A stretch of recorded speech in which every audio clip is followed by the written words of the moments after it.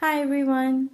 This series of my videos will be helpful for the University of London students studying Introduction to Economics in their first year.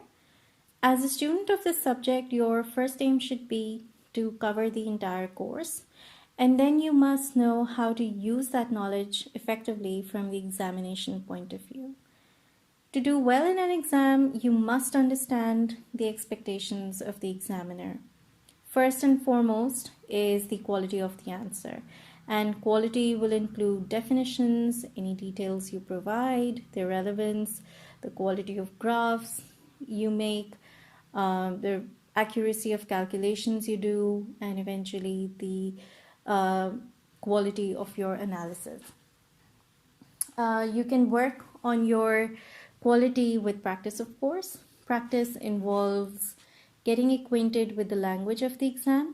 Once you understand what the question demands, you will be able to start answering with the relevant material. The paper is split into 3 sections, section A, B, and C. Section A comprises of 10 MCQs, 4 marks each. There's no choice. Section B and C are the long questions. Each section has a choice of 1 out of 2 questions. Section B is based on the microeconomics part of the course.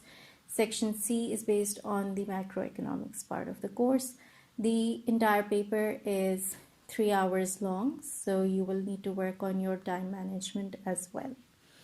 In the upcoming videos, we will be discussing techniques to attempt each section within the time limit.